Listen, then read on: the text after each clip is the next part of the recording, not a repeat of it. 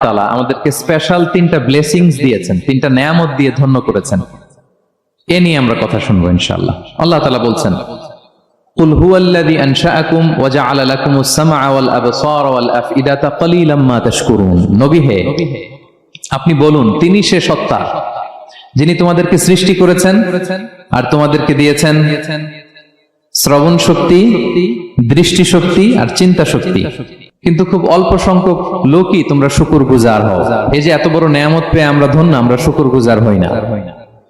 তাহলে 3টা ফ্যাকাল্টি বা 3টা ক্যাপাসিটি বা 3টা এবিলিটি যে আল্লাহ তাআলা আমাদেরকে বিশেষ নেয়ামত দিয়েছেন, সেই 3টা নেয়ামতের কথা আল্লাহ বলেছেন। এক হচ্ছে হিয়ারিং, 2 হচ্ছে ভিশন, 3 হচ্ছে intellect. I repeat, hearing, vision, intellect, অর্থাৎ শ্রবণ শক্তি, এরপর তিনি দিয়েছেন আমাদেরকে দৃষ্টি শক্তি আর দিয়েছেন চিন্তা শক্তি বা বিচার বুদ্ধি। তো এই 3টা নেয়ামতের মধ্যে থেকে সর্বশেষ যে নেয়ামতটা, অর্থাৎ চিন্তা শক্তি বা বিচার বুদ্ধি, যে আল্লাহ তাআলা আমাদের মধ্যে বিবেক দিয়েছেন, বিচার বুদ্ধি দিয়েছেন, এই পয়েন্টটা নিয়ে আমি আজকে কিছু কথা আপনাদের সামনে উপস্থাপন করব ইনশাআল্লাহ বিইذنিল্লাহ। সম্মানিত সুধী, আমরা মানুষ, আমরা উই আর ইন্টেলেকচুয়াল বিং, আমরা হচ্ছে বুদ্ধিবৃত্তিক প্রাণী। অর্থাৎ আল্লাহ তাআলা আমাদেরকে ফ্রি উইল দিয়েছেন, আমাদেরকে ক্রিটিক্যালি থিঙ্কিং করার সুযোগ দিয়েছেন, বিচার বুদ্ধি, বিবেক, কমন সেন্সকে কাজে লাগানোর সুযোগ আল্লাহ তাআলা আমাদেরকে দিয়েছেন। এবং এজন্যই আল্লাহ তাআলা আমাদেরকে আশরাফুল মাখলুকাত বানিয়েছেন। আমাদের ফ্রি থিঙ্কিং করার সুযোগ আছে, আমাদের ইন্টেলেক্ট আছে, আমাদের ইন্টেলিজেন্স আছে, আমরা আমাদের সিদ্ধান্তগুলো নিজের মন মতো করে নিতে পারি। এজন্য আমরা হচ্ছে আশরাফুল মাখলুকাত। এজন্য আল্লাহ তাআলা ফেরেশতাদেরকে অর্ডার করেছেন যাতে তারা আমাদেরকে সিজদা দেয়। সুবহানাল্লাহ। এই সিজদাটা আবার ইবাদতের সিজদা ছিল না, এটা ছিল অনারারি সাজদা, সম্মানসূচক সাজদা। ইবাদতের সিজদায় লুটিয়ে পড়া যায় একজনের সামনে। আওয়াজ করে বলুন তো, তিনি কে? তো ফেরেশতারা যে সিজদাটা আমাদেরকে দিয়েছিল, এটা ছিল অনারারি সাজদা, সম্মানসূচক সাজদা। তো এই বিচার বুদ্ধি, বিবেক বুদ্ধি, এগুলোই আমাদেরকে পশু থেকে আলাদা করেছে। পশুর কিন্তু এই ইন্টেলেক্ট নাই, বিচার বুদ্ধির ক্ষমতাটা তাদের নাই। এজন্য পশু থেকে আমরা আলাদা। এবং চিন্তা আর বিবেককে খাটানোর জন্য আল্লাহ তাআলা মহামূল্যবান একটা অঙ্গ আল্লাহ তাআলা আমাদেরকে দিয়েছেন, সেটা হচ্ছে ব্রেইন, আমাদের মস্তিষ্ক। এটাকে কাজে লাগিয়ে, কমন সেন্স কাজে লাগিয়ে আমরা পৃথিবীতে সভ্যতার পর সভ্যতা নির্মাণ করেছি। পৃথিবীতে মানুষ ছাড়া অন্য কোনো প্রাণী কি এটা করতে পেরেছে? এটা মানুষ করেছে, কারণ আল্লাহ তাআলা মানুষকে এই চিন্তা শক্তি দিয়েছেন, বিচার বুদ্ধি দিয়েছেন এবং সফিস্টিকেটেড একটা ব্রেন দিয়েছেন। এটা কাজে লাগিয়ে আমরা অনেক বড় কাজ করে ফেলতে পারি। এবং আপনি শুনলে অবাক হবেন, আমাদের এই যে ছোট্ট ব্রেনটা, খুব বেশি না কিন্তু ওজন, একটা প্রাপ্তবয়স্ক মানুষের হিউম্যান ব্রেনের ওজন কত ধারণা আছে কারো? হ্যাঁ, কত? 3 pound. On an average 3 pound, মানে 1.5 কেজি। এই 1.5 কেজি ওজনের ব্রেন দিয়ে আমরা পৃথিবীতে এই সভ্যতাগুলো বিনির্মাণ করেছি। এবং আপনি শুনলে অবাক হবেন, আমাদের এই ব্রেইনের মেমোরি ক্যাপাসিটি, মেমোরি স্টোরেজ অনেক বেশি। বিজ্ঞানীরা গবেষণা করে ওনারা জানিয়েছেন যে আমাদের হিউম্যান ব্রেইনের মেমোরি হচ্ছে 2.5 পেটাবাইটস। আপনারা মেগাবাইটের নাম শুনেছেন, গিগাবাইটের নাম শুনেছেন, পেটাবাইট হয়তো অনেকে শুনেন না। পেটাবাইট আরো অনেক বেশি, অনেক বড়। তো 1 পেটাবাইটে হয় 1 মিলিয়ন গিগাবাইট। আই রিপিট, 1 পেটাবাইটে হয় 10 লক্ষ গিগাবাইট। তার মানে আমার আর আপনার যে হিউম্যান ব্রেইন, এই ব্রেইনের ক্যাপাসিটি হচ্ছে 25 লক্ষ গিগাবাইট। সুবহানাল্লাহ, এত আস্তে! 25 লাখ গিগাবাইট আমাদের ব্রেইনের মেমোরি বা স্টোরেজ। আচ্ছা বলেন, আপনাদের এই যে আইফোন মোবাইল, এটাতে মেমোরি কত? 256 জিবি ম্যাক্সিমাম, ম্যাক্স 256 জিবি। আচ্ছা গেল। এরপর আমাদের ল্যাপটপ গুলোতে মেমোরি স্টোরেজ কত ম্যাক্সিমাম? সাধারণত 500 জিবি, যারা খুব বেশি নেয় হয়তো 1000 জিবি, 1 টেরাবাইট, তাই না? এই তো। তাহলে আমাদের ল্যাপটপ গুলোর মেমোরি স্টোরেজ হচ্ছে 1000 গিগাবাইট। তাতে সারা দুনিয়াটাই যেন এটার ভিতরে ঢুকিয়ে রাখা যায়, ঠিক কিনা? কিন্তু আল্লাহ তাআলা আমাদেরকে যে দয়া করে ব্রেন দিয়েছেন, এটার মেমোরি ক্যাপাসিটি হচ্ছে 25 লক্ষ গিগাবাইট। আল্লাহু আকবার। এবং আপনি শুনলে অবাক হবেন, এই ব্রেনের ভিতরে আল্লাহ তাআলা অনেক নিউরন দিয়েছেন, মানে স্নায়ু কোষ, যে নিউরন গুলো ব্রেনের মেসেজ গুলো, ইনফরমেশন গুলোকে ট্রান্সমিট করে। আমাদের ব্রেইনে এই স্নায়ু কোষের সংখ্যা বা নিউরনের সংখ্যা মোর দেন 100 বিলিয়নস। মানে 10,000 কোটিরও বেশি। তো আমরা যত বেশি চিন্তা করি, যত বেশি ব্রেইন খাটাই, আমাদের এই স্নায়ু কোষগুলোর মধ্যে সংযোগায়ন বাড়ে, মানে নিউরন কানেক্টিভিটি বাড়ে। এই ব্যাপারে পৃথিবীতে সবচেয়ে বড় স্পেশালিস্ট হচ্ছে ডক্টর হার্বার্ট বানসন, হার্ভার্ড ইউনিভার্সিটির একজন অ্যাসোসিয়েট প্রফেসর। তো তাকে জিজ্ঞেস করা হয়েছিল মানুষের এই নিউরন কানেক্টিভিটি সর্বোচ্চ কত হতে পারে, একজন মানুষ যত চিন্তা করুক, যত ব্রেন খাটাক, কত হতে পারে। তো সে গবেষণা করে বলেছিল 25-এর ডান দিকে 30টা শূন্য বসালে যত হতে পারে একটা মানুষের মাথার স্নায়ুগুলোর সংযোগায়ন বা নিউরন কানেক্টিভিটি ঠিক তত হতে পারে। 25-এর ডান দিকে কয়টা শূন্য? 30টা। এটা আমি কি দিয়ে বলবো? হ্যাঁ, মিলিয়ন, বিলিয়ন, ট্রিলিয়ন, জিলিয়ন, ফিলিয়ন, অক্ট্রিলিয়ন সব ছাড়িয়ে যাবে। আচ্ছা, সংখ্যাটা কত বড় আমি একটু উদাহরণ দিয়ে বলি। আমরা যে কম্পিউটারের দোকানে গেলে প্রিন্টিং করি না, A4 সাইজের কাগজ আছে না? একটা হিউম্যান ব্রেইনে যত পরিমাণ নিউরন কানেক্টিভিটি হতে পারে, তত পরিমাণ সাদা কাগজ যদি আপনাকে দেয়া হয়, A4 সাইজের সাদা কাগজ দিয়ে যদি বলা হয় যেটা টেবিলের উপর রাখেন, ইন্টারন্যাশনাল ইয়ুথ সেন্টারের এই টেবিলের উপর এই কাগজগুলো রাখেন, আপনি কাগজগুলো রাখতে শুরু করবেন। কাগজের স্তূপ উঁচু হতে হতে হতে হতে এই টাওয়ার ছাড়িয়ে, আকাশ ছাড়িয়ে, বাতাস ছাড়িয়ে, মহাকাশ স্টেশন ছাড়িয়ে, নাসার বিজ্ঞানীদের নাগালে আসা প্রথম আকাশের যত দূর বিজ্ঞান যেতে পেরেছে, এই যে জেমস ওয়েব টেলিস্কোপ 34 কোটি বছর আগের ছবি স্থির চিত্র আমাদেরকে পাঠিয়েছে, যত দূর মানুষের নাগালে এসেছে, কাগজের স্তূপ এরকম উঁচু হতেই থাকবে, তারপরেও অনেক কাগজ আপনার হাতে থেকে যাবে। তার মানে কি পরিমাণে নিউরন কানেক্টিভিটি আমাদের ব্রেইনে সম্ভব। তো এখন দ্য কোশ্চেন রাইজেস, প্রশ্ন হচ্ছে আমরা আমাদের ব্রেইনকে ওইভাবে খাটাই কিনা, ব্রেনটাকে কাজে লাগাই কিনা। আমাদের যে অভাবনীয় চিন্তা শক্তি, আনলিমিটেড চিন্তা শক্তি দিয়ে যে আল্লাহ তাআলা আমাদেরকে সৃষ্টি করেছেন, এটার কতটুকু আমরা ব্যবহার করি, আমাদের এই সফিস্টিকেটেড যে ব্রেইন আল্লাহ দিয়েছেন এটা ব্যবহার করি কিনা, দিস ইজ দ্য কোশ্চেন। তো সম্মানিত শুধু আল কোরআন আল কারিমের পরতে পরতে আল্লাহ তাআলা আমাদেরকে মাথা খাটাতে বলেছেন, আমাদের চিন্তার দিগন্তকে প্রসারিত করতে বলেছেন, কিন্তু আমরা মাথা খাটাতে চাই না। আমরা যেন চিন্তাশীল হয়ে উঠি, আমরা যেন ব্রেইন খাটাই। অনেক আয়াত আপনি পাবেন, দুই একটি আয়াত আপনাদের সামনে আমি উপস্থাপন করবে আজকের আলোচনার ইতি টানবো ইনশাআল্লাহ। আমরা যেন মাথা খাটাই, আমরা যেন চিন্তা করি, এটা বোঝাতে যে আল্লাহ তাআলা বেসিক্যালি কোরআনে 4টা শব্দ ব্যবহার করেছেন। 4টা, একটু ক্লাসের মতো মনে করেন, তাহলে মনে থাকবে, কিছু শিখে গেলাম। প্রথম শব্দ হচ্ছে আন-নাযার, আন-নাযার। 2 নম্বর হচ্ছে আল-আক, 3 নম্বর হচ্ছে আত-তাফাক্কুর, 4 নম্বর হচ্ছে আত-তাদাব্বুর। আই রিপিট, আবার বলি, আন-নাযার, আল-আক, আত-তাফাক্কুর, আত-তাদাব্বুর। আন-নাযার, আল-আক, আত-তাফাক্কুর, আত-তাদাব্বুর। বলতে পারবেন 4টা? 1 নম্বরে কি? আন-নাযার, 2 নম্বরে আল-আক, 3 নম্বরে আত-তাফাক্কুর, 4 নম্বরে আত-তাদাব্বুর। এই 4টা শব্দ নিয়ে সংক্ষিপ্ত কিছু আলোকপাত করবো ইনশাআল্লাহ বিইজনিল্লাহ।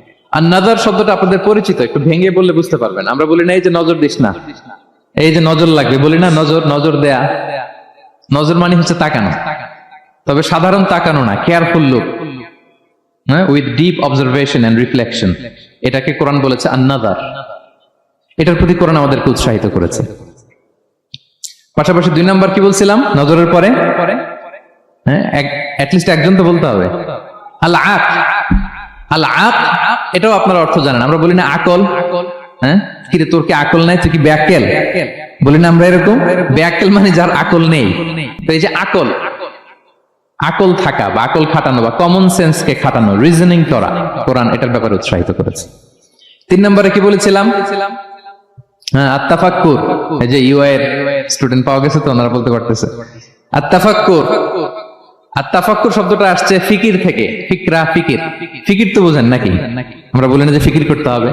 তাফাক্কুর মানে ক্রিটিক্যাল থিংকিং, বিশ্লেষণধর্মী চিন্তা করা। আর সর্বশেষ হচ্ছে আত-তাদাব্বুর। আর তাদাব্বুরটা কোরআনের সাথে জড়িত, কোরআনের পেছনের গল্পগুলো খুঁজে বের করা। আর তাদাব্বুর শব্দটা এসেছে আরবি শব্দ দুবুর থেকে। দুবুর মানে কি? পেছন। তো কোরআনের কোন একটা আয়াতের পেছনের গল্পটা কি, পেছনের রহস্যটা কি, এর নেপথ্যে কি, এর গুরু রহস্য কি, এটাকে বের করা। এই 4টা ব্যাপারে কোরআন অনেক এমফাসাইজ করেছে। এই 4টা নিয়ে আমরা কথা বলি। প্রথমে কি বলেছিলাম? প্রথম শব্দটা আন-নাযার। সবাই বলেন তো প্রথম শব্দটা কি? আন-নাযার। নজর মানে কি? দৃষ্টি দেয়া, স্বাভাবিক দৃষ্টি না, গভীর দৃষ্টি, সুগভীর দৃষ্টি। হ্যাঁ, ইংরেজিতে বলে অবজারভেশন বা রিফ্লেকশন।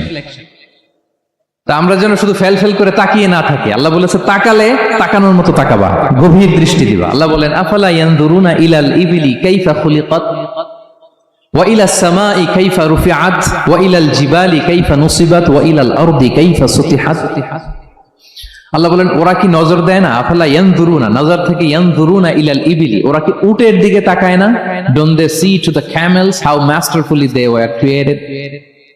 হ্যাঁ, তারা কি উটের দিকে তাকায় না কিভাবে উটকে সৃষ্টি করেছি? তারা কি আকাশের দিকে তাকায় না খুঁটিবিহীন বিশাল আকাশকে কেমন করে বানালাম?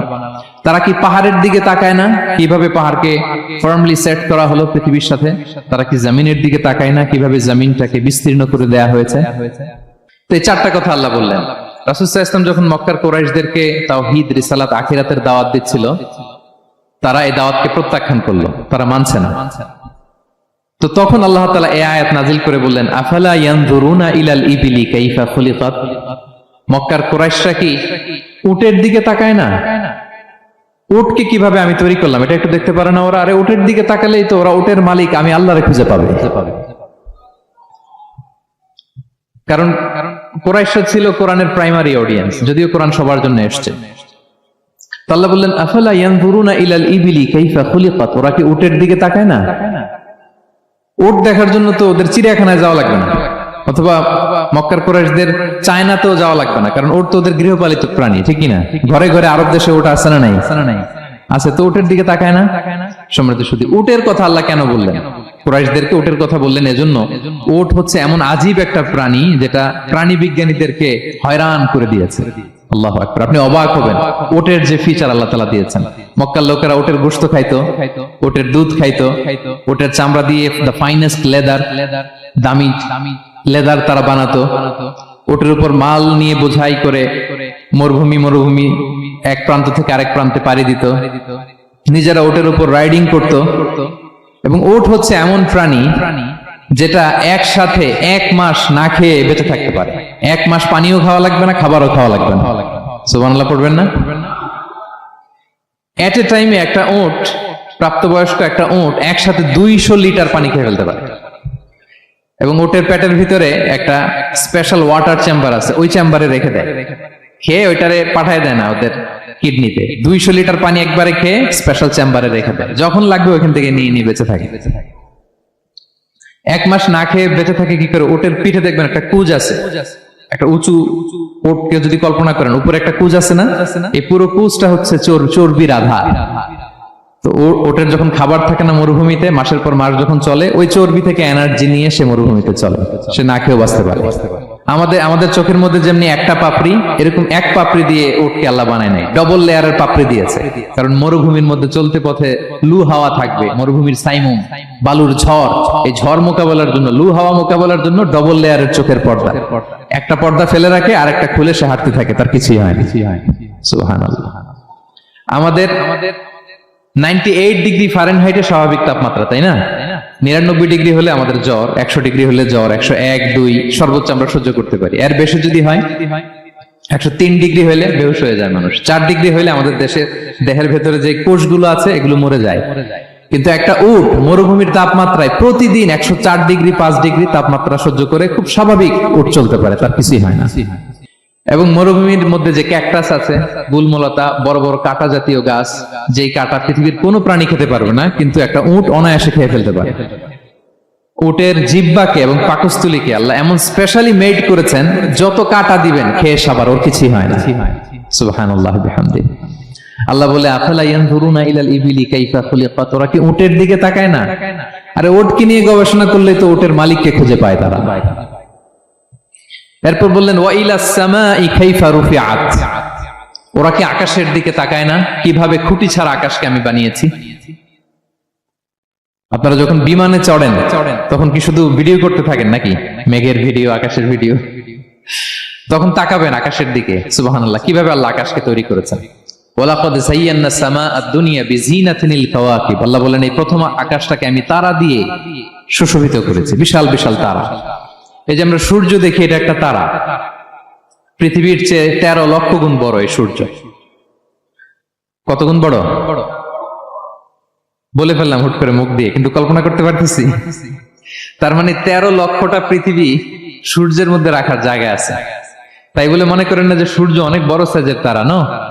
সূর্য এই মহাশূন্যের খুব ছোট্ট সাইজের একটা তারা। সূর্যের চেয়ে লক্ষ কোটি গুণ তারা আছে।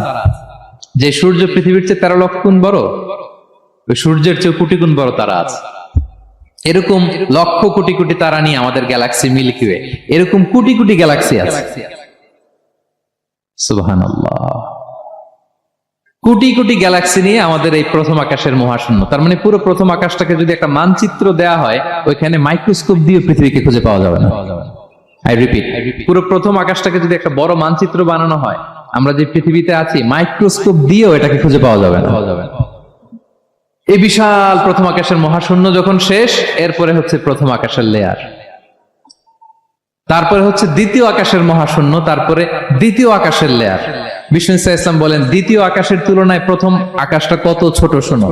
সাহারা মরুভূমির মধ্যে যদি তোমার হাতের আংটি ছুঁড়ে ফেলে দাও, পুরো মরুভূমির তুলনায় তোমার হাতের আংটি যত ছোট, আল্লাহর দ্বিতীয় আসমানের তুলনায় প্রথম আসমানটা ঠিক তত ছোট। আবার তৃতীয় আসমানের তুলনায় দ্বিতীয় আসমানটা ঠিক ওই রকম। আবার চতুর্থ আসমানের তুলনায় তৃতীয় আসমানটা ওই রকম। এইভাবে 7 আসমান, এরপরে আল্লাহর কুরসি, মাউদাউল কাদামাইন, যেখানে আল্লাহ তার কুদরতি পা রাখেন।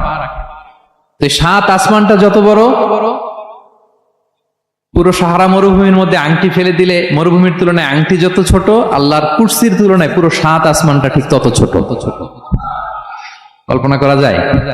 এজন্য আল্লাহ বলেছেন, আফালা ইয়ানজুরুনা ইলাল ইবিলি কাইফা খুলিকাত। একটু উট নিয়ে চিন্তা করতে পারো না? আকাশটা নিয়ে একটু ভাবতে পারো না? ওয়া ইলাল জিবালি কাইফা নুসিবাত। একটু পাহাড়ের দিকে তাকিয়ে একটু অবজারভেশন করা যায় না? রিফ্লেকশন। ও মক্কার লোকেরা, পাহাড় দেখার জন্য তো তোমাদের অন্য দেশে যাওয়া লাগবে না, তোমরা তো সারাউন্ডেড বাই মাউন্টেন্স, চারদিকে শুধু পাহাড়, পাহাড় আর পাহাড়। এই পৃথিবীর ভেতরে 7টা টেকটনিক প্লেট আছে। এই 7 tectonic plates creates the mountain range on earth. পৃথিবীর মধ্যে মাউন্টেন এভাবেই হয়েছে। বিগ ব্যাং এর মহাবিস্ফোরণের পরে এই প্লেটগুলো যখন কোলাপস করলো, মাঝখানের জায়গা উঁচু হয়ে গেল, দ্যাট ইজ মাউন্টেন। এটাই মাউন্টেন। আমেরিকার আলাস্কা একটা জায়গা আছে, পৃথিবীর সবচেয়ে বড় মাউন্টেন রেঞ্জ। এটা লম্বায় প্রায় 2000 কিলোমিটার লম্বা একটা পাহাড়। ইউরোপের সবচেয়ে বড় পাহাড় হচ্ছে আল্পস পর্বতমালা, ওটা লম্বায় 1200 কিলোমিটার। কল্পনা করতে পারেন, একটা পাহাড় 1200 কিলোমিটার লম্বা। আর সবচেয়ে উঁচু যে পর্বত শৃঙ্গ মাউন্ট এভারেস্ট 29,035 ফিট। আর মিটার দিয়ে চিন্তা করলে 8,850 মিটার। আল্লাহ পাহাড়কে কোরআনে বলেছেন, পেরেকের সাথে তুলনা দিয়েছেন। আল্লাহ তাআলা বলেছেন, ওয়াজআলনাল জিবালা আওতাদা। আমি এই পাহাড়গুলোকে আল্পস পর্বতমালা, আলাস্কা পর্বতমালা, মাউন্ট এভারেস্ট, এগুলোকে পেরেকের মতো বানিয়েছি। কিসের মতো? আচ্ছা, যদি আমার কথা বুঝে থাকেন তাহলে উত্তর দেন। আমরা পেরেক যখন কাঠের মধ্যে ঠুকি, তখন পুরো পেরেকটা কাঠের ভিতরে ঢুকে যায় না? উপরে দেখা যায় কতটুকু? হাতুড়ি দিয়ে একটা পেরেক যখন আমি একটা কাঠের ভিতরে ঢুকাই দিলাম, ঠুকে দিলাম, এরপরে কি পুরা পেরেকটা দেখা যায়? আর কতটুকু দেখা যায়? সামান্য মাথাটা। তো পুরা পেরেক গেল কই? ভিতরে। তা আল্লাহ পাহাড়গুলোকে পেরেকের সাথে তুলনা করেছেন। তার মানে পাহাড় যতটুকু আপনি দেখেন, এটা পাহাড়ের মাথা, এর পুরো অংশটা মাটির ভিতরে। 29,035 ফিট মাউন্টেন, মাউন্ট এভারেস্ট যেটা, এটার কমপক্ষে 10 গুণ এটা মাটির ভিতরে আছে। আলাস্কা পর্বতমালা বাইরে যদ্দূর, 10 গুণ ভিতরে। আল্পস পর্বতমালা বাইরে যদ্দূর, 10 গুণ ভিতরে। তুর পাহাড় বাইরে যদ্দূর, 10 গুণ তার ভিতরে। আল্লাহু আকবার। এজন্য আল্লাহ বলেন, ওয়াইলাল জিবালি কাইফা নুসিবাত। ওরা কি পাহাড়ের দিকে তাকায় না? কিভাবে এই পাহাড়গুলোকে আমি তৈরি করেছি। আল্লাহ যখন এই পৃথিবী সৃষ্টি করলেন, পৃথিবীর মধ্যে ভাইব্রেশন হচ্ছিল, কাঁপাকাঁপি, কাঁপছিল পৃথিবী। আল্লাহ পৃথিবীর কাঁপাকাঁপি বন্ধ করার জন্য এই পেরেকের মতো পাহাড়গুলোকে পৃথিবীতে ঠুকে দিলেন, কাঁপাকাঁপি বন্ধ হয়ে গেল। এই দৃশ্য দেখে ফেরেশতারা বলে, ইয়া রাব হাল মিন খালকিকা আশাদ্দু আলাল জিবাল। আল্লাহ, পাহাড়ের এত শক্তি, পৃথিবী কাঁপতেছিল, পাহাড় আপনি ঠুকে দিলেন, পৃথিবীর কাঁপাকাঁপি বন্ধ হয়ে গেল। আপনার সৃষ্টির মধ্যে পাহাড়ের চেয়ে শক্তিশালী কিছু আছে? আল্লাহ বললেন আছে। সেটা কি? আল হাদিদ। আল্লাহ বললেন সেটা লোহা। কারণ লোহা দিয়ে পাহাড় কাটা যায়, ঠিক কিনা? লোহার কথা শুনে ফেরেশতারা অবাক। লোহা পাহাড়ের চেয়ে শক্তিশালী? ফেরেশতারা প্রশ্ন করলো, ইয়া রাব্বি হাল মিন খালকিকা আশাদ্দু মিনাল হাদিদ। তাহলে আপনার সৃষ্টির মধ্যে লোহার চেয়ে শক্তিশালী কিছু আছে? আল্লাহ বললেন আছে। কি সেটা? আন্নার, আগুন। কারণ আগুন লোহাকে কি করে? গলিয়ে ফেলে। ফেরেশতারা শুধু অবাকই হচ্ছে। ফেরেশতারা বলে আগুনের চেয়ে শক্তিশালী কিছু আছে? আল্লাহ বলে আছে, আল মা, পানি। কারণ আগুনে দাউ দাউ করে জ্বলে ওঠা আগুনের মধ্যে পানি দিলে আগুন অস্তিত্ব হারায়। ফেরেশতারা শুধু অবাকই হচ্ছে। তারা বলে তাহলে পানির চেয়ে শক্তিশালী কিছু আছে? আল্লাহ বলেন আছে। আর রিহ, বাতাস। কারণ বাতাস পানিকে একদিক থেকে আরেক দিকে নিয়ে যায়। জলের মধ্যে বায়ুর উচ্ছ্বাস লাগলে জলোচ্ছ্বাস তৈরি হয়, ঠিক কি না? ফেরেশতারা আবার অবাক হয়ে বলে তাহলে বাতাসের চেয়ে শক্তিশালী কিছু আছে? আল্লাহ বললেন আছে। সেটা কি? বলতেছে বনি আদম। ওই মানুষ শক্তিশালী যে গোপনে দান করে, এত গোপনে যে ডান হাত কি দান করলো, বাঁ হাত সেটা টের পায় না। পড়েন সুবহানাল্লাহ। এই লম্বা হাদিস বলার বা বোঝানোর মূল উদ্দেশ্য হচ্ছে আল্লাহ পাহাড়কে সৃষ্টি করেছেন। ওয়া ইলাল জিবালি কাইফা নুসিবাত, পাহাড়কে আল্লাহ তাআলা জমিনের মধ্যে এভাবে সেট করেছেন। আল্লাহ বলে ওরা কি একটু পাহাড়ের দিকে তাকায় না, আকাশের দিকে তাকায় না? ওরা কি একটা উটের দিকে তাকায় না? ওয়া ইলাল আরদি কাইফা সুতিহাত, ওরা কি জমিনের দিকে তাকায় না, জমিনকে কিভাবে আমি বিস্তৃত করেছি? আমরা তো কত চমৎকার মাটি দেখি, তাই না? বীজ রোপণ করে দিলে কি উর্বর জমি, হ্যাঁ, ঘাস লতাপাতা ফলমূল হয়। আসলে পুরো পৃথিবীটাই কি এরকম নরম? না, অনেক স্তর আছে। এই ভূপৃষ্ঠের নিচে আপনি পাবেন পাললিক শিলার স্তর, রূপান্তরিত শিলার স্তর, আগ্নেয়গিরির শিলার স্তর। তার মানে পৃথিবীর ভেতরে দাউ দাউ করে আগুন জ্বলছে। এবং আগ্নেয়গিরির জ্বালামুখ ভেঙে যখন এই অগ্নুৎপাতের লাভা বের হয়, তখন বোঝা যায় পৃথিবীর ভেতরে কেমন আগুন পাওয়া যায়, ঠিক কিনা?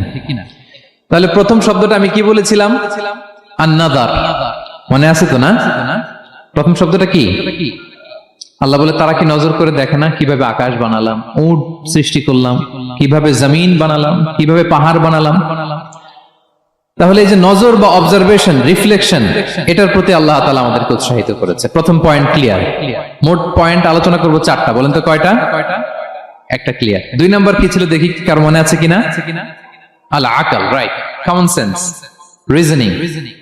আমরা যেন আমাদের কমন সেন্স খাটাই, কোরআনের পরতে পরতে আল্লাহ তাআলা আমাদেরকে উৎসাহিত করেছেন। এবং ইন্টারেস্টিংলি জাহান্নামীরা যখন জাহান্নামে যাবে তারা কি বলবে জানেন? সূরা মুলকে এসেছে, তারা বলবে ওয়াকালু লাউ কুননা নাসমাউ আও নাআকিলু মা কুননা ফি আসহাবিস সাঈর।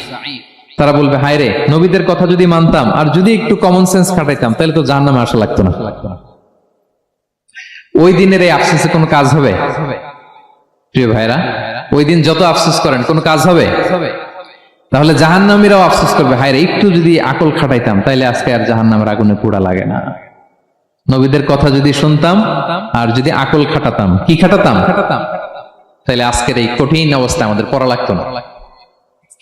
কোরআনের বিভিন্ন আয়াত আল্লাহ তাআলা আমাদেরকে বলেছেন আফালা তাআকিলুন, তোমরা কি আকল খাটাবা না?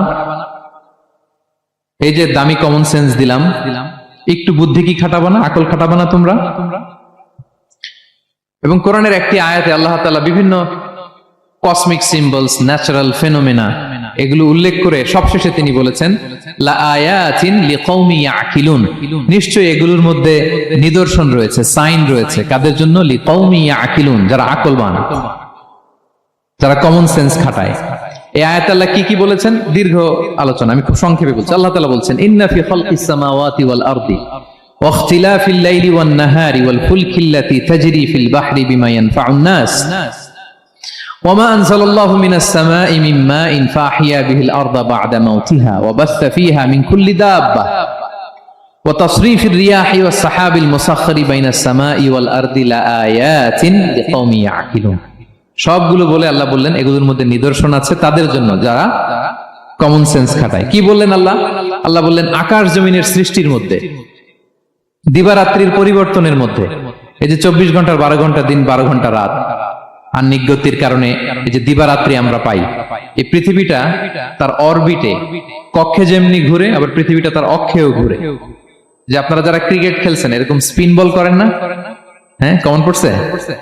স্পিন বল করলে বলটা কিভাবে যায় বলেন তো? ঘুরতে ঘুরতে যায়।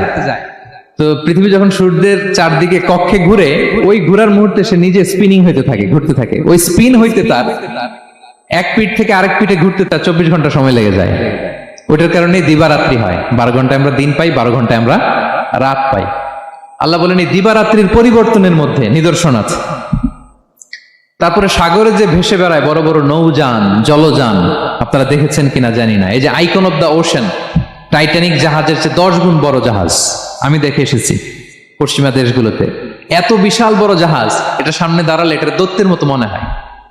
মালয়েশিয়াতে তো অনেক কন্ডোমোনিয়ামস, 10-15টা কন্ডোমোনিয়ামস একসাথে জোড়া লাগালে এটা যত বড়, ওই ক্রুজগুলো, জাহাজগুলো এত বড়। এক একটা জাহাজের ভেতরে 3000-4000 হোটেল রুম আছে, 8-10টা রেস্টুরেন্ট আছে, ফুটবল স্টেডিয়াম আছে, থিম পার্ক আছে, বিশাল একটা এন্টায়ার সিটি। এই বিশাল ক্রুজগুলো, Icon of the Sea, Virgin Voyages, Royal Caribbean, এগুলো সাগরের উপর দিয়ে ভেসে বেড়ায়। আল্লাহ বলে, ওয়াল ফুলকিল্লাতি তাজরি ফিল বাহরি বিমা ইয়ানফাউন নাস, সাগরের উপরে বিশাল বড় বড় ক্রুজগুলো ভেসে বেড়ায়, এর মধ্যে নিদর্শন আছে। এরপর আল্লাহ বললেন, আমি পানি থেকে সব প্রাণী তৈরি করেছি। ওয়াজআলনা মিনাল মাই কুল্লা শাইইন হাই, সব প্রাণ এসেছে পানি থেকে। বিজ্ঞান এটাকে কনফার্ম করেছে। তারা বলেছে পৃথিবীর সর্বপ্রথম এককোষী প্রাণীর নাম হচ্ছে অ্যামিবা। অ্যামিবা এসছে, জুপ্লাঙ্কটন, ফাইটোপ্লাঙ্কটন, ব্যাকটেরিয়া প্লাঙ্কটন, এভাবে স্পিসিস গুলো ডেভেলপ করেছে। আল্লাহ বলে এর মধ্যে নিদর্শন আছে। এরপর আল্লাহ তাআলা বলেছেন মৌসুমী বায়ু, এই যে বায়ুর প্রবাহ, এতে নিদর্শন আছে।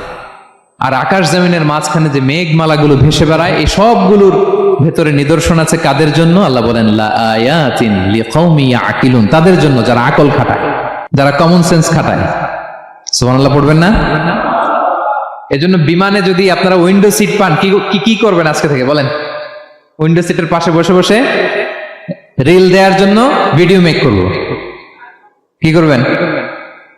হ্যাঁ, আল্লাহর নিদর্শন দেখব, কত ক্ষুদ্র আমি, কত নগণ্য আমি, কত তুচ্ছ আমি, এটা বুঝবার চেষ্টা করব। তাহলে 4টা পয়েন্টের 2টা চলে গেল, একটা হচ্ছে নাযার আর একটা হচ্ছে আল আকল। 3 নাম্বার কি ছিল? একজন বলতে হবে। আত-তাফাক্কুর। আত-তাফাক্কুর মানে ক্রিটিক্যাল থিঙ্কিং। ক্রিটিক্যাল থিঙ্কিং করা। আল্লাহ যে আমাদেরকে ব্রেন দিয়েছেন, এটা দিয়ে ক্রিটিক্যাল থিঙ্কিং করা, ব্রেনটাকে কাজে লাগানো, গড্ডালিকা প্রবাহে ভেসে না বেড়ানো, ব্রেনটাকে আমরা যেন কাজে লাগাই। আত-তাফাক্কুর। ইব্রাহিম আলাইহিস সালাম এই আত-তাফাক্কুর বা ক্রিটিক্যাল থিঙ্কিং এর ক্ষেত্রে আমাদের জন্য অনুপম আদর্শ ছিল। কোন নবীর নাম বললাম? সবাই বলেন তো নবীর নাম কি? উনি যেই সময়টাতে পৃথিবীতে এসেছিলেন তখন কেউ করত তারার পূজা, কেউ করত চাঁদের পূজা, কেউ করত সূর্যের পূজা। আমরা হইলে কি করতাম? কোন এক দলে ঢুকে যেতাম। কি বলেন? এক দল করে তারার পূজা, আরেক দল সূর্যের, আরেক দল চাঁদের। আমরা হইলে কি করতাম? এক দলে ঢুকে যেতাম। উনি ঢুকেন নাই। উনি এই তারকা পূজারী, সূর্য পূজারীদের চিন্তার দেয়ালে আঘাত করেছেন। সুবহানাল্লাহ। ফালাম্মা জান্না আলাইহিল লাইলু রাআ কাওকাবা। উনি কিভাবে সত্যের সন্ধান পেলেন দেখেন। উনি রাত্রিবেলা যখন দেখেন যে লোকজন তারার পূজা করে, উনি ভাবলেন হাযা রব্বি, তারাই কি আমার রব? পরে দেখে না, দিনের বেলায় তারারে আর খুঁজে পাওয়া যায় না। এখন মনে মনে ভাবে হায় রে, আমার রব যদি আবার মাঝে মধ্যে না থাকে তো আমি যাবো কই? এক সময় উনি আসে, আরেক সময় নাই। এরকম খোদা দিয়ে আমাদের কোনো লাভ আছে? যিনি সবসময় আমার টেক কেয়ার করবে, আমরা তো ওই খোদার ইবাদত করি, ঠিক কিনা? উনি বললেন না না, এই তারা আমার রব হতে পারে না। এরপর দেখা যায় আরেকদিন রাত্রিবেলা সবাই চাঁদের পূজা করে। কি দ্যুতিময় চাঁদ, জ্যোৎস্না ছড়ায়। উনি ভাবলেন আহাদা রাব্বি, এটাই কি আমার রব? পরের দিনের বেলা যখন দেখি না, চাঁদ তো আর দেখা যায় না, চাঁদ তো আর নাই, ভ্যানিশ, ডিসঅ্যাপিয়ার। পরে বলে না, চাঁদ আমার রব হতে পারে না। এবার দিনের বেলা দেখলেন দ্বিপ্রহরের জল জলে সূর্য খা খা রোদ বিলাচ্ছে গোটা বিশ্বে। দেখে যে সবাই এটার ফলোয়ার বেশি, সবাই সূর্যের পূজা করে। কিন্তু আবার গোধূলি লগ্নে সানসেটের টাইমে যখন সূর্য ডুবে গেল, হায় হায়, উনি বিপদে পড়লেন। এবার আমি কই যাব? সূর্যও তো থাকে না। আল্লাহু আকবার। তখন তিনি ঘোষণা দিলেন ইন্নী ওয়াজ্জাহতু ওয়াজহিয়া লিল্লাযী ফাতারাস সামাওয়াতি ওয়াল আরদা হানিফা ওয়া মা আনা মিনাল মুশরিকিন। হে তারকা পূজারী, হে চাঁদের পূজারী, হে সূর্য পূজারী, আমি তোমাদের কোনো দলের সাথে নাই, বরং আমি আমাকে ওই সত্তার দিকে মনোনিবেশ করলাম, আত্মসমর্পণ করলাম। ফাতারাস সামাওয়াতি ওয়াল আরদ, যিনি আকাশ সৃষ্টি করেছেন, জমিন সৃষ্টি করেছেন। হানিফা ওয়া মা আনা মিনাল মুশরিকিন, আমি শিরক করি না, আমি হানিফ হিসেবে সে আল্লাহর ইবাদত শুরু করে দিলাম। পড়েন আল্লাহু আকবার। তাইলে উনি স্রোতে গা ভাসান নাই, কোন এক দলে না ঢুকে উনি ওনার ক্রিটিক্যাল থিঙ্কিং, ওনার অ্যানালজি, ওনার বিবেককে উনি কাজে লাগিয়েছেন। তো সম্মানিত সুধী, এজন্য চিন্তা করা, এটাকে আরবিতে বলে আত-তাহান্নুস মিন বাকায়া আল ইব্রাহিমিয়া। এটা ইব্রাহিমী চিন্তার অবশিষ্টাংশ। সেদিন ইব্রাহিম আলাইহিস সালাম এভাবে চিন্তা করতেন, গবেষণা করতেন।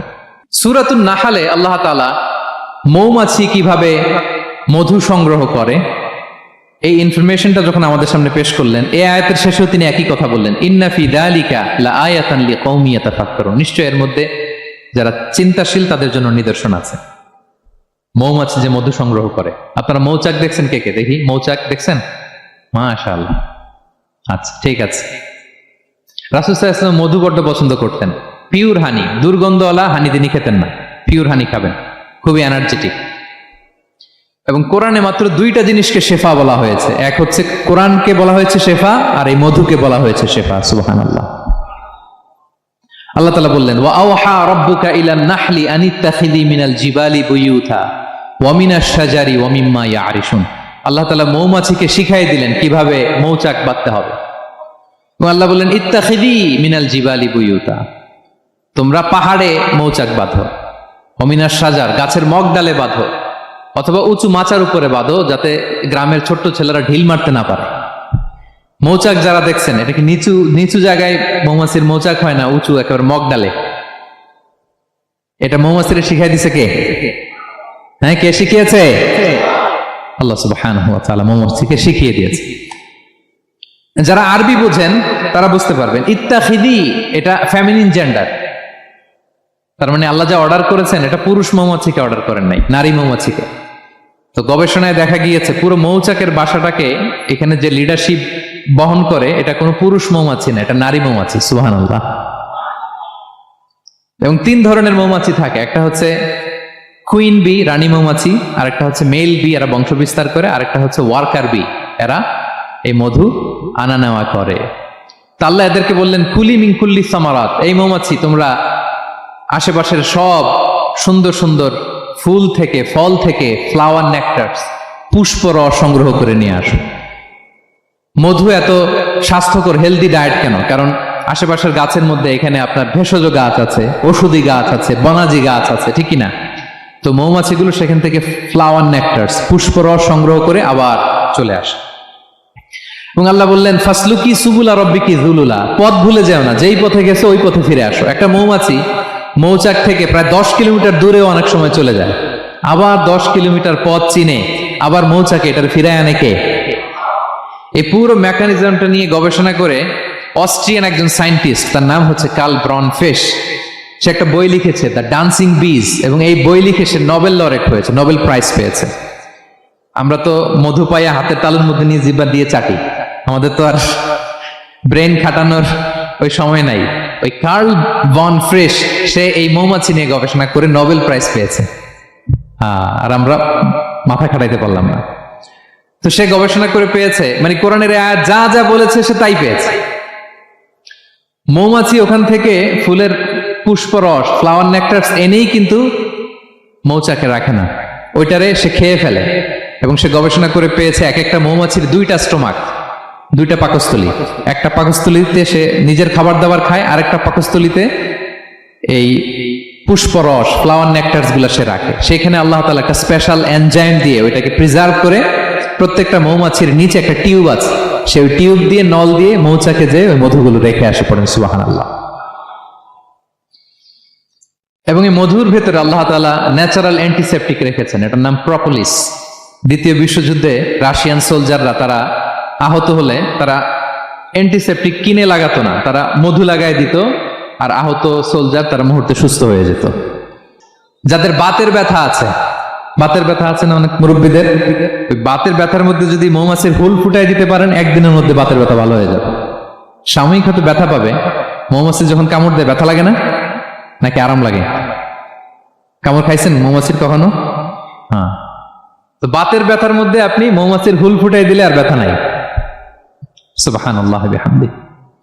মুখতালিফুন আলওয়ানু, বিভিন্ন ধরনের ক্রিম হানি, হোয়াইট হানি, ইয়েলো হানি, ব্ল্যাক হানি, নানা ধরনের হানি আল্লাহ তাআলা এইভাবে প্রিজার্ভ করেছেন মৌমাছির মধ্য দিয়ে। আল্লাহ বলেন, এই যে এতগুলো মৌমাছি পুষ্প রস এনে মৌচাকের মধ্যে রসগুলো রাখে, মধু তৈরি হয়। আল্লাহ বলেন, ইন্না ফি যালিকা লাআয়াতান লিকাওমি ইয়াতাফাক্কারুন, নিশ্চয় এর মধ্যে আল্লাহ তাআলা চিন্তাশীলদের জন্য নিদর্শন রেখেছেন। যারা চিন্তা করে, তারা হাতের তালুতে শুধু জিহ্বা দিয়ে চেটে চেটে খায় না, তারা ভাবে কোত্থেকে আসলে এই মধু, কিভাবে মৌমাছিগুলো যায়, কিভাবে ফিরে আসে। তাহলে বলেন তো, আমাদের চিন্তাশীলতার দরকার আছে না নাই? সূরা আলে ইমরানের 190 নম্বর আয়াতে আল্লাহ তাআলা বলেছেন, যারা আকাশ বাতাস পৃথিবী সৃষ্টি নিয়ে চিন্তা করে এবং সর্ব অবস্থায় আল্লাহ তাআলার জিকির করে, ওয়া ইয়াতাফাক্কারুনা ফি খালকিস সামাওয়াতি ওয়াল আরদ, এবং তারা তাফাক্কুর করে, ক্রিটিক্যাল থিংকিং করে, এবং তারা বলে মা খালাকতা হাযা বাতিলা, হে আল্লাহ তুমি অনর্থক কিছু সৃষ্টি করো নাই। মনে রাখবেন, এই পৃথিবীতে আল্লাহ তাআলা অনর্থক কোনো কিছু সৃষ্টি করে নাই, করেছে? যেটাই সৃষ্টি করেছে এটা এর মধ্যে মানব কল্যাণ আছে না নাই? আল্লাহ তাআলা আমাদের জন্য কল্যাণ রেখেছেন। এবং এই আয়াত যখন নাজিল হল, বিষ্ণু ইসা ইসলাম বললেন, ওয়াইলুন লিমান কারাআহা ওয়া লাম ইয়াতাফাক্কার ফিহা, ধ্বংস তাদের জন্য যারা এই আয়াত তেলাওয়াত করে কিন্তু এই আয়াত নিয়ে চিন্তা করে না, গবেষণা করে না। এবং কোরআনের বিভিন্ন আয়াতে আল্লাহ তাআলা বিশ্বনবীকে বলেছেন, নবী হে, আপনি আপনার উম্মতদেরকে নবীদের ঘটনা শোনান। কোরআনের 3 ভাগের 1 ভাগ হচ্ছে ঘটনা। পুরো কোরআনের 3 ভাগের 1 ভাগ কি? ঘটনা, স্টোরি টেলিং। কারণ গল্প মানুষের মনে দাগ কাটে। আল্লাহ তাআলা বলেছেন, ফাকুসুসিল কসাসা লাআল্লাহুম ইয়াতাফাক্কারুন, নবী হে আপনি তাদেরকে কিচ্ছা শোনান, ঘটনা শোনান, নবীদের কাহিনী শোনান, লাআল্লাহুম ইয়াতাফাক্কারুন, যাতে করে তারা ক্রিটিক্যাল থিংকিং করে। তারা লূত আলাইহিস সালামের কওমের ঘটনা যখন শুনে যে আল্লাহ তাআলা আপসাইড ডাউন করে দিয়েছিলেন, তারা যখন কওমে আদের ঘটনা শুনে, কওমে সামুদের ঘটনা শুনে, তারা যেন চিন্তাশীল হয়। এবং বিশ্বনবীর সাহাবী আবু দারদা রাদিয়াল্লাহু তাআলা আনহু উনি বলতেন, তাফাক্কুরু সাআতিন খায়রুন মিন কিয়ামি লাইলা, 1 ঘন্টা কেউ যদি আল্লাহর সৃষ্টি নিয়ে চিন্তা করে সেটা সারা রাত তাহাজ্জুদের সালাত অফার করার চেয়ে উত্তম।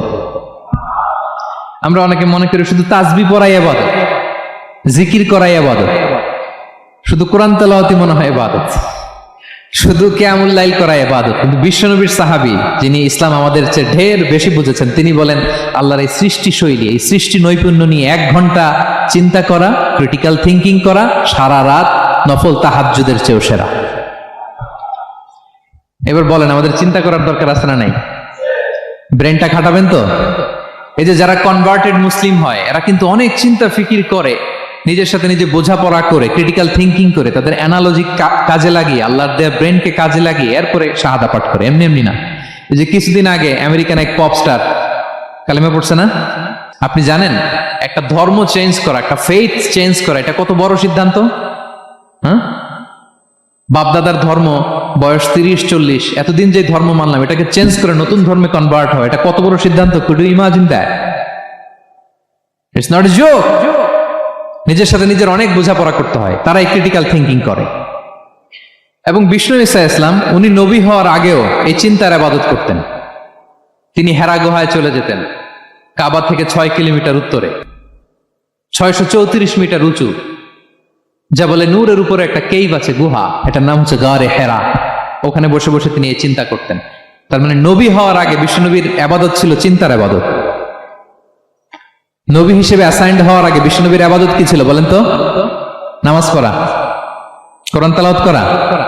কোরআন তো নাজিলই হয় নাই, কোরআন তেলাওয়াত করবে কেমনে? তখন 6 মাস বসে বসে উনি ওখানে কি করেছেন বলেন?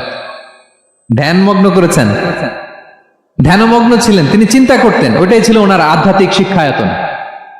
ওই নির্জন গুহার মধ্যে উনি যখন চিন্তায় মগ্ন ছিলেন, আল্লাহর সৃষ্টি শৈলী নিয়ে চিন্তা করতেন, ঠিক ওই মুহূর্তে, অন্তিম মুহূর্তে, ওই মাহেন্দ্রক্ষণে নাজিল হয়েছে ইকরা বিসমি রাব্বিকাল্লাযী খালাক, read in the name of your Lord who has created, পড়ো তোমার প্রভুর নামে যিনি তোমাকে সৃষ্টি করেছেন, শিক্ষা দিয়েছেন। তাহলে সম্মানিত সুধী, ইসলামের সূচনা হয়েছিল, এটা বলা যায় ফাইনালি যে ইসলামের সূচনা হয়েছিল এই চিন্তার ইবাদতের মধ্য দিয়ে। আমরা যেন চিন্তা করি। তাহলে 4টা পয়েন্টের 3টা আমরা ক্লিয়ার করে ফেললাম। আর তাফাক্কুর, ক্রিটিক্যাল থিংকিং ও শেষ। 4 নম্বর কি বলেছিলাম? হ্যাঁ বলো তো? আত-তাদাব্বুর। আত-তাদাব্বুর মানে পন্ডারিং অন দ্য কোরআন, কোরআনকে গবেষণা করে পড়া, কোরআনের আয়াতের অন্তর্নিহিত মর্মার্থ, গূঢ় রহস্য উদ্ঘাটনের চেষ্টা করা। আল্লাহ বলেন, আফালা ইয়াতাদাব্বারুনাল কোরআন আম আলা কুলুবিন আকফালুহা, ওরা কি কোরআন নিয়ে একটু চিন্তা গবেষণা করবে না, নাকি ওদের অন্তরে জং ধরা তালা পড়ে গিয়েছে? তাহলে আমরা যে গড়গড় করে তেলাওয়াত করি, আল্লাহ শুধু এই তেলাওয়াত করতে বলেননি। হ্যাঁ, তেলাওয়াত করলে প্রতি অক্ষরে 10 নাকি, ঠিক আছে, কিন্তু আল্লাহ বলেছেন ওরা কি কোরআন নিয়ে চিন্তা গবেষণা করবে না? আফালা ইয়াতাদাব্বারুনাল কোরআন, কোরআন তো এসেছে গোটা বিশ্বকে কাঁপিয়ে দিতে, হিস্ট্রিকে বদলে দিতে কোরআন এসেছে। মা আনজালনা আলাইকাল কোরআন লিতাশকা, নবী হে হতভাগা জাতি হিসেবে পৃথিবীতে থেকে যাবেন এজন্য কোরআন পাঠাই নাই। এটা পৃথিবীর পুরো হিস্ট্রিকে চেঞ্জ করে দিবে। তাদাব্বুরুল কোরআন, আর তাদাব্বুর শব্দটা এসেছে দুবুর থেকে, দুবুর মানে পেছন। আল্লাহ বলেছেন প্রতিটা আয়াত পড়ার সময় এর পেছনের নেপথ্যের গল্পটা কি এটাকে খুঁজে বের করো। আপনি যত বড় মুফাসসির হন, কোরআনের আয়াত আপনি যত পড়বেন প্রতিদিন নিত্য নতুন নতুন নতুন তথ্য আপনি পাবেন। আল্লাহর কসম, আমি আল আজহারে কোরআন নিয়ে পড়াশোনা করেছি, IIM এ কোরআন নিয়ে masters, human embryology in the Holy Quran, PhD-র 5 বছর human behavioural patterns in the Holy Quran. এখনো তো তাফসির করে যাই, প্রতিদিন কোরআন স্টাডি করি, একটা আয়াত যত পড়ি প্রত্যেক স্টাডিতে নতুন নতুন ইনফরমেশন আমার মাথায় চলে আসে। শুধু আমার মাথা না, পৃথিবীর যত বড় মুফাসসির হোক তিনি, যত পড়বে কোরআন, যত রিভাইজ করবে, যত রিসার্চ করবে, প্রত্যেক রিভিশনে সে নতুন নতুন তথ্য পাবে। এজন্য আল্লাহ বলেন আফালা ইয়াতাদাব্বারুনাল কোরআন, ওরা কি কোরআন নিয়ে একটু চিন্তা গবেষণা করবে না, নাকি ওদের অন্তরে তালা, জং ধরা তালা লেগেছে? সম্মানিত সুধী, আসুন এই কোরআন নাজিলের মাসে আমাদের জং ধরা তালাটাকে আনলক করার জন্য আমরা কোরআনকে with vast concentration, with deep analysis and critical thinking নিয়ে যেন পড়ি। প্রতিটা আয়াত পড়ার সময় এর পেছনের গল্পটা কি, কোন প্রেক্ষাপটে নাজিল হলো, বর্তমান সময়ের সাথে কিভাবে এটাকে অ্যাটাচ করা যায়, এটার অন্তর্নিহিত গূঢ় রহস্যটা কি, এই গূঢ় রহস্য উদ্ঘাটনের কথা, কোরআন নিয়ে গবেষণার কথা এবং চিন্তার কথা বারবার কোরআন আমাদেরকে বলেছে।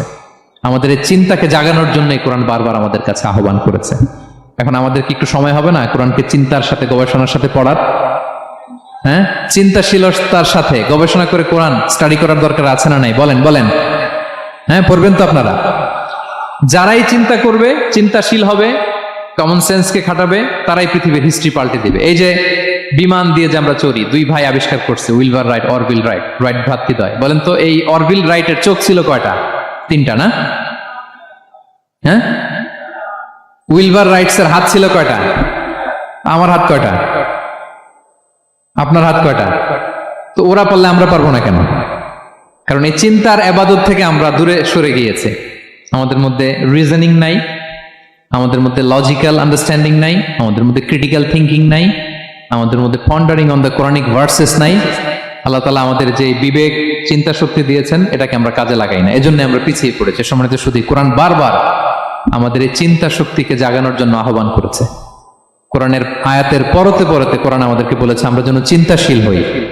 এই যে সফিস্টিকেটেড ব্রেন আল্লাহ তাআলা দয়া করে আমাদেরকে দান করেছে, আমরা যেন এই ব্রেনটাকে কাজে লাগাই, আমরা যেন আমাদের বিবেকটাকে কাজে লাগাই, আমরা যেন আমাদের কমন সেন্সকে কাজে লাগাই, তাহলে আমাদের সোনালী অতীত আবার আমরা ফিরে পাবো। তাহলে আজকের এই আলোচনা থেকে ফাইনাল কথা হচ্ছে যে আমাদেরকে চিন্তা করতে হবে, যে কোনো জিনিসকে কোশ্চেন করতে হবে, প্রশ্ন করতে হবে, কেন, কিভাবে, ও পারলে আমি কেন পারবো না।